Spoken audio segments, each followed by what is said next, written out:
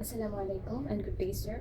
So I'll be answering the questions in our last task, which is the section 6, topic 4 out of 5, the final individual video presentation. So the task title is My Role as a Future Educator in Communicating Assessment for Learners with Special Needs. So the first part is self-reflection. What role did you play in your group's IEP simulation activity? So I was assigned the in two parts, and that was the section 3. So I have to create a simulated IEP conference dialogue among the roles of parent, the special education teacher, and the school administrator. And the section 4, the simulated portfolio artifacts. In our IEP simulation, I served as the regular education teacher, and my role was to provide input on how the student functions in the general classroom and suggest strategies to support their success.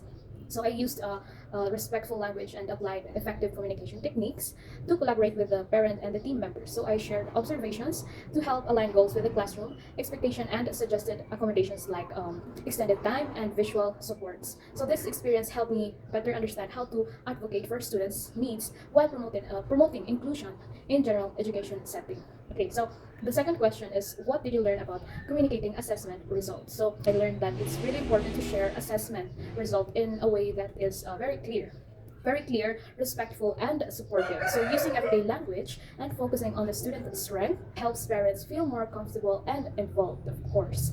And then the next question, what did the activity teach you about understanding learners with special needs? So this activity taught me that understanding learners with special needs requires empathy, collaboration, and focus on their individual strength and challenges. So it reinforced the importance of tailoring instruction and accommodation to each student's unique profile to help them succeed. As a part B, the application of knowledge, the first question there was, what makes portfolio-based assessment valuable in special education? So portfolio-based assessment is valuable because it shows a more complete picture of a student's progress over time. So it allows educators to capture real learning movements, not just the test scores, and help track growth in both academic and their behavioral areas. So it also supports more personalized IEP planning. So number 2 is the assessment tool example. So here is, I will show you the picture of the design checklist for tracking reading comprehension strategies. Why it was appropriate?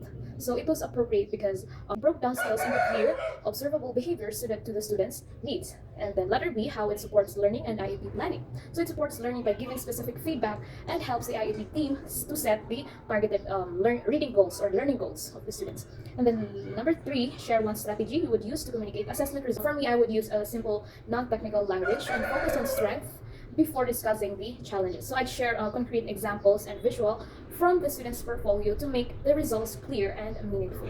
So this approach respects the parent's perspective and promotes, of course, the collaboration. And then so the last part is the professional values. Okay, so the question is, what values should teacher uphold when dealing with diverse learners? So how will you apply them? So the values as a teacher to be upheld is we should uphold respect, equity, empathy, and high expectation for all the learners. So I will apply this by creating inclusive lesson plans, recognizing each student's potential, and partnering with families to support the student growth in a meaningful way. So that will be all. Thank you.